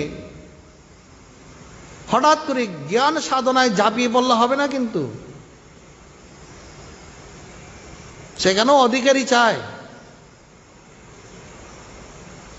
তার আগে ধর্মজ্ঞানের প্রয়োজন। বলা হয়েছে না, শাস্ত্রজ্ঞান ধর্মজ্ঞান এগুলো সম্পন্ন করেই তুমি জ্ঞানযজ্ঞে যাবে। তাহলে জ্ঞানযজ্ঞে তুমি রুচি পাবে না। অনেকে জানে যে সোনার দোকান দিলে আর লাভ বেশি, তাই সোনার দোকান খুলতে গেল, কিন্তু ক্যাপিটাল বেশি না। ক্যাপিটাল না থাকলে সোনার দোকান খুলতে পারবে? তো জ্ঞানযজ্ঞে লাভ বেশি, ক্যাপিটাল কি? অধিকারী। অধিকারী হওয়া চাই। শুনেই জ্ঞানযজ্ঞ করতে গেলাম তা নয়। ত্যাগ, সংযম, তপস্যা, 4 প্রকার তপস্যার মধ্যে ত্যাগ, সংযম, সত্য, ব্রহ্মচর্য, তপস্যা, সেও 4 প্রকার। এগুলো হচ্ছে অধিকারী। অধিকারীকে মনে যে 3টি মল আছে, কর্মমল, বিক্ষেমল, আবরমল। এই কর্মমল বিক্ষেমলরা দূরীভূত হয়েছেন আবর্মন ত্যাগের জন্য যে জ্ঞানযজ্ঞের সাধনা করেন। তো কর্মের মল কিভাবে যাবে? ও নিষ্কাম কর্মের দ্বারা, বিজ্ঞমল উপাসনার দ্বারা, আর আবরমল যাবে নিত্য নিত্য বিচারের দ্বারা। সাধন চতুষ্টয়ের মধ্যে আছে। ওই জ্ঞানের সাধনা কয় প্রকার? সেও 4 প্রকার। তাকে না বলতে সাধন চতুষ্টয়। নিত্য নিত্য বস্তু বিবেক, আহা মূত্রাত্ম ফলভোগ বিরাগ, ষটক সম্পত্তি, মুমুক্ষুত্ব, এগুলো হচ্ছে অধিকারী। সেও 4 প্রকার। আর চতুর্থ দিক 4 জ্ঞানের কথা বলা আছে সব, বুঝছো? সেখানেও 4 প্রকার জ্ঞান কথা বলা হয়েছে। ওই যে বলা হচ্ছে সেই জন্য ধর্মজ্ঞান। ধর্মের মধ্যে আমরা যে কথাগুলো বলে, ধর্মের যে তপ, শৌচ, দয়া, সত্য, এই গুণগুলো আগে অর্জন করা চাই। তুমি এগুলো অর্জন না করে তুমি জ্ঞানযজ্ঞ করতে চলবে না। বিষ্ণু সংহিতায় আছে, পাত্রে দানং বিষ্ণু মতি, মাতা পিতৃশ্চ পূজনম, শ্রদ্ধাবলী গবং গ্রাসং ষড়বিধ ধর্মলক্ষণম। আগে এগুলো অর্জন করা চাই। কি বলা হয়েছে? হ্যাঁ, ধর্ম দানে, পাত্র আগে দান করো, তুমি দান করতে শিখো। পাত্রে দানং, দান করো। অর্থদান, অন্নদান, আশ্রয়দান, চিকিৎসা দান। আমাদের হিন্দুর কিন্তু প্রত্যেকটি হিন্দুর মূল প্রথম প্রাথমিক মূল দেবতা 4 জন। কি জানো? পিতা দেবতা, মাতা দেবতা, গুরু দেবতা, আত্মা দেবতা। তাই এখানে বলা হচ্ছে কি, পাত্রে দানং বিষ্ণুমতি, তুমি দান করো আর বিষ্ণুতে ভগবানের মন ডাকো। বিষ্ণু মানে ব্যাপক চৈতন্য, ওই 4 প্রকার চৈতন্য বলা হয়েছে না? জীব চৈতন্য, কুটুস চৈতন্য, ঈশ্বর চৈতন্য, ব্রহ্ম চৈতন্য। সে আত্মচৈতন্য হচ্ছে মন ডাকো, আত্মদেবতা। মাতা পিতৃশ্চ পূজনম, মাতা পিতাকে পূজন করো। তুমি মাতা পিতাকে পূজন না করে তাদেরকে ছেড়ে দিয়ে মনটাকে পবিত্র না করে এসে গেলে আর এখানে মন টিকলে না, এখানে সেই মন সেখানে ছুটে গেছে। এখানে সে তাদের কথা মনে পড়ে, তাহলে তোমার তাদের প্রতি কর্তব্য বাকি রয়ে গেছে, সেজন্য তোমার মনে পড়ছে এখনো। সেটা আগে সম্পন্ন করা আছে। এগুলো অনেক কথা আছে, এগুলো বেশি অনেক ভালো ভালো সাধুদের দৃষ্টান্ত আছে। অনেক সময় মাঝ পথে সন্ন্যাস নিয়েও চলে যেতে হয়েছে। গুরু পাঠিয়ে দিয়েছে, তোমার এখনো পিতামাতার কার্য সম্পন্ন, তুমি এখানে এসে বসে আছো সাধনা করার জন্য, কবে কি? কিচ্ছু হবে না। তাই বলা হচ্ছে পাত্রে দানং বিষ্ণুমতি, মাতা পিতৃশ্চ পূজনম। তারপর কি? শ্রদ্ধা। ধর্মের প্রতি তোমার বিশ্বাস আছে কিনা? ঈশ্বরের প্রতি বিশ্বাস আছে কিনা? নিজে আত্মবিশ্বাস আছে কিনা? শ্রদ্ধা ও সাধন শ্রেণীর মধ্যে একটা শ্রদ্ধা আছে। গুরু বেদান্ত ব্যাখ্যাদি বিশ্বাসের নামও শ্রদ্ধা। শ্রদ্ধা। গবাং গ্রাসং, গোপালন। এই 6টি হচ্ছে ধর্মের প্রথম লক্ষণ বিষ্ণু সংহিতা মতে। তার আগে তপস্য, দয়া, সত্য বলা হচ্ছে। মনুসংহিতায় ধর্মের 10টি লক্ষণ আছে। ধৃতি, ক্ষমা, দমস, শৌচম, ইন্দ্রিয় নিগ্রহ। এগুলো আগে সম্পন্ন করো। ধর্মজ্ঞান অর্জন করো, কাণ্ডজ্ঞান, নীতিজ্ঞান। আমাদের সনাতন ধর্মের নীতিও 4 প্রকার: সাম, দান, ভেদ, দণ্ড। এগুলো পরপর ক্রমে ক্রমে যাচ্ছে। 4-এর মহিমা বলছি। কি কি নীতি কয় প্রকার? 4: সাম, দান, ভেদ, দণ্ড। গীতার 10 মধ্যে আছে না, নীতি রশ্মি জিগীষতাম। হ্যাঁ, নীতি রশ্মি জিগীষতাম আছে না? হ্যাঁ, ওই নীতি 4 প্রকার। এই যে বলা হচ্ছে ধর্মজ্ঞান আগে তুমি শাস্ত্র জ্ঞান অর্জন করে তবে তুমি সাধন চতুষ্ট সম্পন্ন সাধন করো। জ্ঞানযজ্ঞের সাধন। জ্ঞানযজ্ঞ কি? জীবাত্মাকে পরমাত্মা রূপ অগ্নিতে আহুতি দেওয়ার নাম জ্ঞান। আর জ্ঞান অর্থ কি? একাদশ ইন্দ্রিয় নিগ্রহেন, একাদশ ইন্দ্রিয়কে সংযম পূর্বক, সদ্গুরু উপাসনায়া, সদ্গুরুকে উপাসনা পূর্বক, শ্রবণ মনন নিদিধ্যাসনৈ দৃগ্দৃশ্যং প্রকারম সর্বং নিরেশ্বম সর্বান্তরাস্তং। আমাদের সকলের ভিতরে যে আত্মা আছে, হ্যাঁ, তাকে কি করতে হবে? দৃগ্দৃশ্য প্রকারং পদার্থেষু চৈতন্যং বিনা কিঞ্চিত নাস্তি সাক্ষাৎকার অনুভব জ্ঞানম।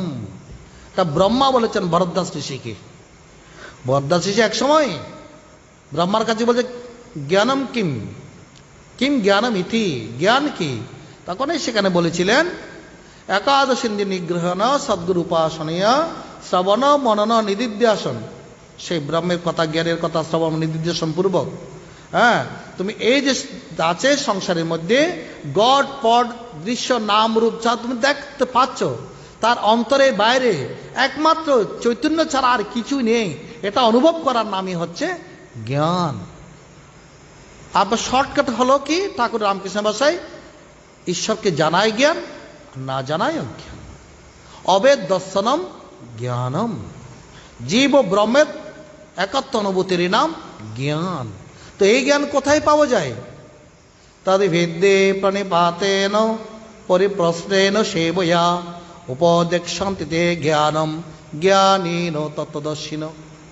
সাধনা, এই জ্ঞান বই পড়ে লাভ হবে না, নিজে নিজে লাভ করতে পারবে না। গীতায় আজকের অধ্যায়ে ভগবান সেই উত্তর দিলেন, সমাধান দিলেন।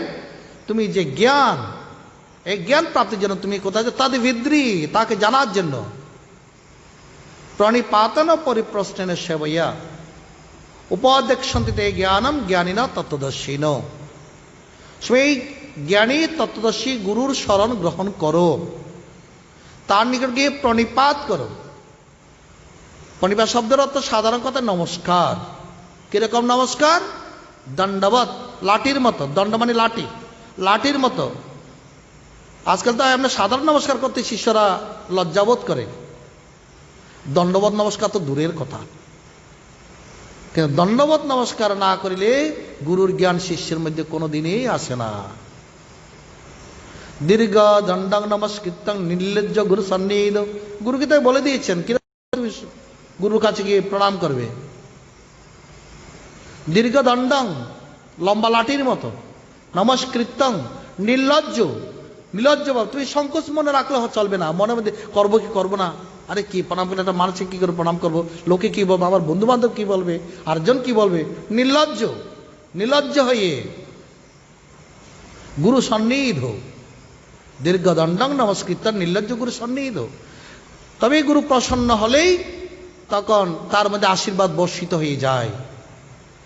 তো প্রণিপাত, ওই যে অহংকার, লজ্জা, হ্যাঁ, আমি বিদ্যার যে একটা অহংকার, আমি বংশের উচ্চ বংশের লোক, আমি ওনাকে গুরু, ঠিক আছে, গিয়ে আবার প্রণাম করা লম্বা টম্বা হয়ে মনে মনে ভাবভক্তি থাকলেই তো হয়। এরকম ভাব ত্যাগ করে কোনো প্রকার লজ্জা সংকীর্ণতা থাকতে পারবে না। তবে হবে প্রণিপাত, সম্পূর্ণরূপে আমিত্বের নিপাত, অহংকারের নিপাত, অভিমান নিপাত করে, সংকোচ, কুল অভিমান, জাতীয় অভিমান, শিল অভিমান ত্যাগ করে তুমি যাও, প্রণাম করো। ভগবান বলছেন তদ্বিধি প্রণিপাত। আর মনে মনে তারকে ধ্যান করো, আর তার প্রদত্ত 20 মন্ত্র জপ করো, এবং ভাবো তুমি সর্বস্ব, আজ থেকে আমার কিছু নেই, এই ভাবনাটা তুমি ভাবো, তবে হবে প্রণিপাত। কেবল গিয়ে একটা টুক করে গিয়ে প্রণাম করিলাম, এর নাম প্রণিপাত নয়। এই প্রণিপাতের দ্বারা ঈশ্বরের জ্ঞান, গুরু জ্ঞান আসে না। প্রণিপাত বলে পরিপ্রশ্ন। প্রশ্ন তো অনেক রকম হয়। এটা হচ্ছে ধর্ম জিজ্ঞাসা, এটা হচ্ছে ব্রহ্ম জিজ্ঞাসা। ধর্ম জিজ্ঞাসার নাম হলো প্রশ্ন, ব্রহ্ম জিজ্ঞাসার নাম হলো পরিপ্রশ্ন। অষ্টাবক্রমণি গুরুর নিকট গেলেন, অনেকদিন ঘরে বসে বসে নিচে ভাবলেন আমার শরীরে 8 জায়গা বাঁকা কেন? অষ্টাবক্রমণের শরীরে 8 জায়গায় বাঁকা, তাই অষ্টাবক্রমণি। তাই তিনি গুরু শরণ গ্রহণ করলেন। গুরুদেবকে গিয়ে জিজ্ঞেস করলেন, গুরুদেব এই জগতের সৃষ্টিকর্তা কে? এটা পরিপ্রশ্নের কথা বলছি, কিন্তু বলছে ব্রহ্মা। বলে আমি তার সঙ্গে দেখা করতে চাই, আপনি আমাকে সেইভাবে সাহায্য করুন। তা গুরুদেব তাকে ব্রহ্মার মন্ত্র দিলেন, এটা তুমি জপ করো। ও কিছু সাধনা শিখিয়ে দিলেন, কিছু সংযম শিখিয়ে দিলেন। তিনি সেই সাধনার সংযম নিয়ে গুরু মন্ত্র, সেই ব্রহ্মার মন্ত্র জপ করতে করতে ব্রহ্মার দর্শন পেলেন। ব্রহ্মা এসে বলছেন, বৎস তোমার সাধনায় তুষ্ট, তুমি কি বর চাও? তখন অষ্টাবক্রমণি বলছেন, আপনি কে? বলে আমি ব্রহ্মা। বলে আপনার কি কাজ? বলে আমি জগতের সৃষ্টিকর্তা। তো আপনার সৃষ্টির মধ্যে এত বৈষম্য কেন? আমাকে কেন 8 বাঁকা করে সৃষ্টি করেছেন? বলছে না বাছা, আমার সৃষ্টির মধ্যে বৈষম্য নেই, তোমার কর্মফলেই তুমি আটবাঁকা হয়ে জন্মগ্রহণ করেছো, তোমার কর্মফলেরও। তো আমার কর্মফলে যদি আমার জন্মের কারণ হয়, আপনি নিজেকে ব্রহ্মা বলে অহংকার করছেন কেন? শক্ত প্রশ্ন, ডেঞ্জারাস। আচ্ছা, আপনার মতো ব্রহ্মাকে দিয়ে আমার কোনো কাজ নেই, আপনি চলে যেতে পারেন।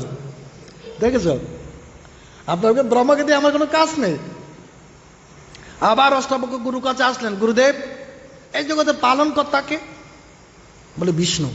বলে আমি বিষ্ণুর সঙ্গে দেখা করতে চাই, আমাকে সেভাবে সাহায্য করেন। গুরুদেব বিষ্ণু মন্ত্র দিলেন, বিষ্ণু মন্ত্র পেয়ে বিষ্ণুকে লাভ করলেন। বিষ্ণুকে লাভ করার পর জিজ্ঞেস করলেন, আপনি কি? বলে আমি বিষ্ণু। বলে আপনার কি কাজ? বলে আমি জগতের সবাইকে ভরণ পোষণ দিয়ে পরিপালন করি। বলে আমি তপস্যা করতেছি অনেকদিন যে নিরাহারা আছি, আমাকে ভরণ পোষণ দেননি কেন?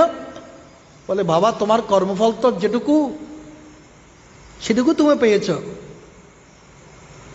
তোমার যেটুকু কর্মফলের জমা তুমি ততটুকু পেয়েছো, হয়াদের বলতে বরাত নেই।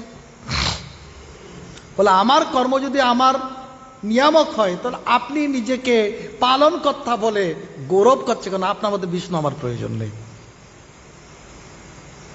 চলে গেল।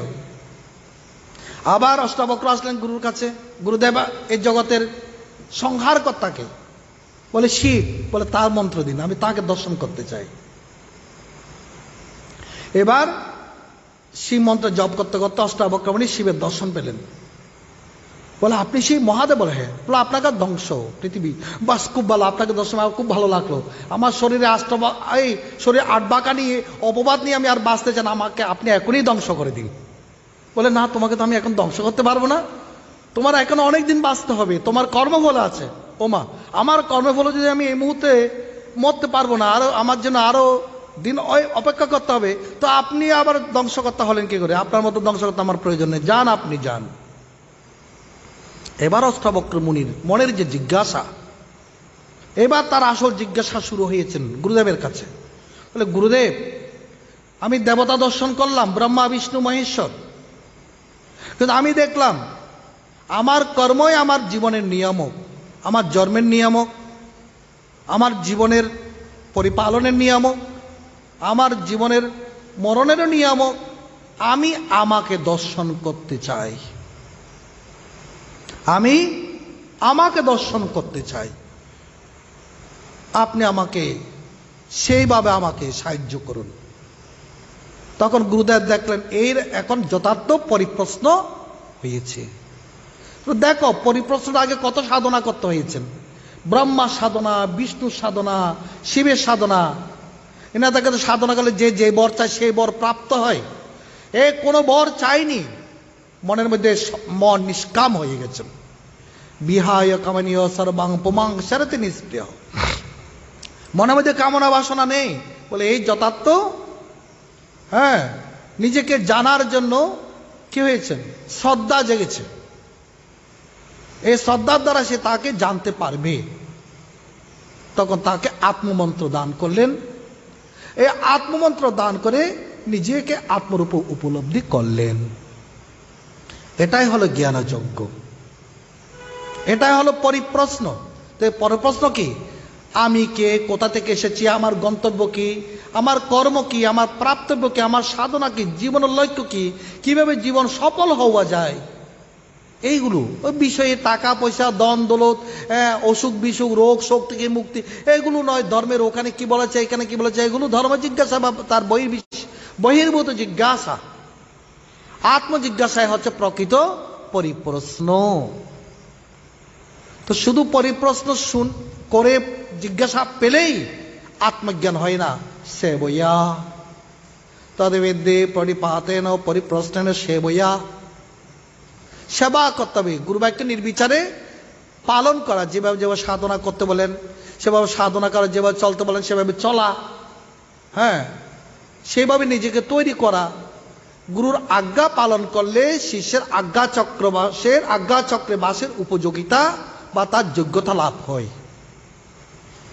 যে গুরুর আজ্ঞা নির্বিচারে পালন করা, সে আজ্ঞা চক্রে বাস করতে পারে না। আজ্ঞা চক্রে বসে পরম গুরুর আদেশ প্রাপ্ত হতে হয়, তারপর পরাৎপর গুরুর আদেশ প্রাপ্ত হয়, তারপর পরমেষ্ঠী গুরুর ধ্যান করে তখন সে আত্মজ্ঞান লাভ করে।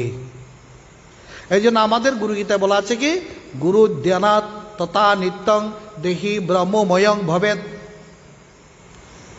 এই জন্য প্রচুর শ্রদ্ধা।